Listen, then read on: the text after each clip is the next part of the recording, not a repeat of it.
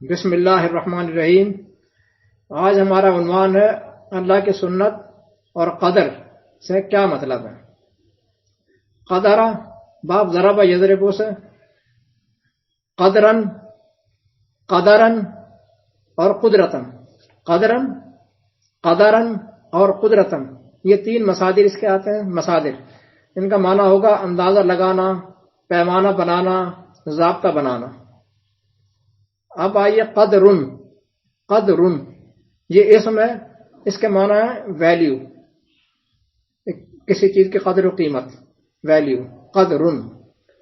قادرن اس میں فاعل ہے، مقدورن اس میں مفعول ہے۔ اب ہم آتے ہیں 33 اور 38 پر۔ اللہ نے نبی کے ذمہ جو کام لگایا ہے، نبی کے لیے وہ کام کرنے میں کوئی تنگی نہیں۔ سنت اللہ فی الذین خلو من قبل، جو لوگ پہلے ہو گزرے ہیں ان میں بھی اللہ کی پکی روش یہی رہی ہے۔ سنت کے معنی ہوتے ہیں پکی روش، اللہ کی پکی روش یہی رہی ہے۔ وَكَانَ أَمْرُ اللَّهِ قَدَرًا مَقْدُورًا، وَكَانَ أَمْرُ اللَّهِ قَدَرًا مَقْدُورًا 33 کی 38۔ اور اللہ کے کام کا قدر ہونا، اللہ کے کام کا قدر ہونا، قدرن، اللہ کے کام کا قدر ہونا یعنی ضابطے کے تحت ہونا۔ مقدور یعنی بوزن مفعول، مقدورہ بوزن مفعول ہوتا ہے۔ مفعول یعنی جس کام کا کیا جانا ہے، جس کام کا کیا جانا طے ہے، یعنی اس کے ہونے میں کوئی رکاوٹ نہیں۔ اللہ تعالیٰ جو کام جس کو جو طے کر لیتا ہے وہ ہو کر رہتا ہے، اس میں کوئی رکاوٹ نہیں۔ یہ اللہ کا کام ہے اور اللہ کے کام کبھی تبدیل نہیں ہوا کرتے، اللہ کی سنت کبھی تبدیل نہیں ہوتی۔ یہ اس کا مفہوم ہے اس آیت کا۔ اسی کو کہتے ہیں قدر مقدورہ، اسی کو کہتے ہیں قدر مقدورہ، ایک ایسا اندازہ جس میں پورا ہونا ہی ہونا ہے۔ قدر مقدورہ ایسا اندازہ جس میں پورا ہونا ہی ہونا ہے۔ یہ ایک محاورہ ہے عربی کا۔ مثال کے طور پر ضرب مضروبہ، چوٹ جو لگنی ہی لگنی ہے۔ فعل مفعولہ، کام جو ہونا ہی ہونا ہے۔ اب سمجھ میں آ جائے گا آپ کے قدر مقدورہ کا کیا مطلب ہے۔ اس آیت میں اللہ کی سنت کی ایک قسم بیان ہوئی ہے۔ یہ ایک قسم ہے سنت کی جو مقدم رہتی ہے، جو آگے آگے رہتی ہے، کسی کے کوئی مشروط نہیں، کوئی شرط نہیں، کہیں فیلئر نہیں اس کے اندر، یہ ہونا ہی ہونا ہے، ہو کر رہتی ہے۔ یہ وہ سنت ہے اللہ تعالیٰ کی، یہ ایک قسم ہے، بغیر کسی کنڈیشن کے، بغیر کسی شرط کے یہ چلتی ہے۔ اب اللہ کی سنت کی ایک دوسری قسم، وہ بھی ہم آپ کے سامنے لے کر آتے ہیں۔ دوسری قسم جو کہ مشروط ہوتی ہے، دوسری قسم۔ اب یہ آیت ہم یہاں سے اردو میں پڑھتا ہوں، میں آپ نکال کے پڑھ لیجئے گا۔ اگر یہ منافق شہر میں جھوٹی خبریں پھیلانے سے باز نہ آئے تو ہم آپ کو ان کے پیچھے لگا دیں گے۔ اگر ایسا یہ باز نہ آئے تو ہم آپ کو ان کے پیچھے لگا دیں گے۔ پھر یہ ساتھ تو کیا، کہیں پڑوس میں بھی رہنے کے قابل نہ رہیں گے سوائے چند دن کے۔ یہ ملعون لوگ ہیں، جہاں پاؤ انہیں پکڑو، قتل کرو۔ پھر آگے کہتا ہے سنت اللہ الذین خلو من قبل ولن تجد لسنت اللہ تبدیلا۔ یہ سورہ احزاب کی 60، 61 اور 62، یعنی 33 کی 60، 61 اور 62۔ یہ ہے اللہ کی سنت جو پچھلی اقوام میں بھی جاری رہی۔ سنت اللہ الذین خلو من قبل ولن تجد لسنت اللہ تبدیلا، اور تم اللہ کی اس سنت میں کبھی تبدیلی نہ پاؤ گے۔ دیکھیں جناب، یہ ہے اللہ کی سنت کی دوسری قسم جو انسانوں کے اعمال کے ساتھ مشروط ہے۔ انسان ایسا کریں گے تو ہم ایسا کریں گے، انسان جب ایسا کریں گے ہم تب ایسا کریں گے۔ یہ ہے اللہ کی سنت۔ لئن لم ینتہی، دیکھیں اوپر کے الفاظ، آیت نکال لیجیے نا، آیت نکالیں۔ لئن لم ینتہی، اگر یہ باز نہ آئے تو پھر ہم ایسا کریں گے۔ یہ حرف شرطیہ لگا ہوا ہے یہاں پر، اگر یہ باز نہ آئے، اگر یہ باز نہ آئے اور ایسی حرکتیں کی تو پھر ہم ایسا کریں گے۔ اور یہ بھی اللہ کی سنت ہوئی کہ جب جو قوم جیسا کرے گی اللہ تعالیٰ اس کے ساتھ ویسا ہی کرے گا۔ یہ باز نہ آئے حرف شرط لگا ہوا ہے۔ یہ اللہ کی سنت انسانوں کے اعمال سے مشروط ہے۔ یہ سنت مؤخرہ ہے، انسان کے اعمال کے پیچھے پیچھے چلتی ہے۔ جیسا تم کرو گے ویسا بھرو گے، جیسا کرو گے ویسا بھرو گے۔ یہ سنت. ایک وہ سنت جو انسان کے اعمال سے کوئی واسطہ نہیں، وہ اللہ کی اپنی جو ہے وہ یعنی کیا نام ہے اس کا ضابطہ، اس کا قانون ہے، اس کا فیصلہ ہے اپنا، اور اس نے وہ کرنا ہی کرنا ہے. ایک یہ دوسری سنت کہ جو انسان جیسا کریں گے ویسا ان کے ساتھ کرے گا، یہ دوسری سنت آ گئی. ٹھیک ہے نا.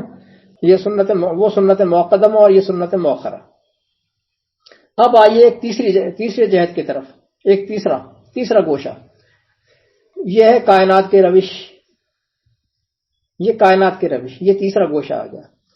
کائنات کی روش کو اللہ نے سنت کہیں نہیں کہا، یہ سنت ہو بھی نہیں سکتی ہے. سنت تو اس روش کو کہتے ہیں جو اپنی ولنگ سے، اپنی مرضی سے کی جائے، چلائی جائے. جو کام اپنی مرضی سے، اپنی ولنگ سے کیا جائے، اپنی مرضی سے اس راستے پر چلا جائے، وہ کہلاتی ہے سنت. کائنات کی سنت تو ہو ہی نہیں سکتی ہے. ان اشیاء کائنات کی تو اپنی مرضی کوئی ہے ہی نہیں. لہذا سورج کی گردش، چاند کی گردش، ستاروں کی گردش، ہواؤں کی گردش وغیرہ وغیرہ، یہ سنت نہیں ہے. یہ سنت نہیں کہلائیں گی. یہ کہلاتی ہیں تقدیر. والشمس والقمر حسبانا ذالک تقدیر العزیز العلیم 6/96. سورج اور چاند یہ حساب کے لیے مقرر کیے گئے ہیں، حساب کے لیے ہیں. یہ العزیز العلیم کی تقدیر پر ہیں. یہ تقدیر پر ہیں. اشیاء کی روش سنت نہیں کہلاتی ہے، تقدیر کہلاتی ہے. واللہ علی کل شیء قدیر 3/29. اور اللہ ہر شے کا قدیر ہے. اشیاء، انسان اشیاء میں سے نہیں ہے، ہر شے کا قدیر ہے. یعنی قواعد، ضوابط، طے شدہ ڈیوٹی بنانے، لگانے، چلانے والا قدیر. ہر شے اپنی ڈیوٹی پر سرگرم عمل ہے. یہ اشیاء کائنات کے مقررہ ڈیوٹیز ہیں. گویا کہ اشیاء کائنات قدر کی پابند ہیں، کسی سنت کی پابند نہیں. وہ سنت نہیں ہوتی اشیاء کائنات میں، سنت نہیں ہوتی. یہ اشیاء کائنات ریگولر ڈیوٹیز پر جاری و ساری رہتی ہیں، چلتی رہتی ہیں. اب آئیے اسی میں ایک دوسرا گوشہ، ان کی ایمرجنسی ڈیوٹیز، ہنگامی. ایک یہ گوشہ بھی ہے. اب آگے دیکھیں، نوح علیہ السلام کے قصے میں آتا ہے. اب یہاں آگے دیکھیں امر. یہ ایمرجنسی گوشہ جو ہے نا، ایمرجنسی ڈیوٹی، یہ اب امر کہلاتی ہے. امر وہ قدر، یہ امر. نوح کے قصے میں دیکھیں، حتی اذا جاء امرنا وفارت تنور. حتی اذا جاء، یہاں تک کہ ہمارا امر آ گیا، ہم نے امر کر دیا. وفارت تنور، جب امر آ گیا تو تنور ابل پڑا. پھر آگے کشتی میں بٹھانے کا ذکر ہے، جانوروں کو جوڑے جوڑے بٹھانے کا ذکر ہے. پھر نوح کے بیٹے کو پکارنے کا ذکر ہے. پھر بیٹا کہتا ہے کہ سآوی الی جبل یعصمنی من الماء. وہ سرکشی میں آ کر بیٹا کہتا ہے کہ میں تو اس پہاڑ پر چڑھ جاؤں گا، یہ پہاڑ مجھے بچا لے گا، مجھے پانی سے بچا لے گا. تو نوح کیا کہتے ہیں؟ اب دیکھیں دوسری ورڈنگ آگے. نوح کیا کہتے ہیں لا عاصم الیوم من امر اللہ. آج اللہ کے امر سے بچانے والا کوئی نہیں. لا عاصم الیوم من امر اللہ. آج اللہ کے امر سے بچانے والا کوئی نہیں. یہ ہنگامی فیصلہ اللہ تعالیٰ کا، اس کوئی نہیں. پھر اللہ نے کہا اے زمین، اب پھر آگے چلتے ہیں. پھر اللہ نے کہا جب سارا کام کچھ ہو گیا مکمل، پھر اللہ نے کہا اے زمین اب اپنا پانی نگل جا، اور اے آسمان اب تھم جا. اور وقضی الامر، اور اللہ کا امر پورا ہو گیا. دیکھیں جناب، امر، زمین ایک لگے بندھے ضابطے کے تحت مطابق اپنا پانی باہر نکالتی ہے. آسمان بھی ایک قاعدے کے مطابق بارش برساتا ہے، جس کو تقدیر کہتے ہیں. لیکن اللہ کا یہ امر تقدیر سے ہٹ کر ہنگامی ڈیوٹی پر لگا رہا ہے. اشیاء کائنات کی ہنگامی ڈیوٹی، اور اسے امر کہا گیا ہے. نوح نے بھی اسے امر کہا کہ آج اللہ کے امر سے کوئی بچانے والا نہیں.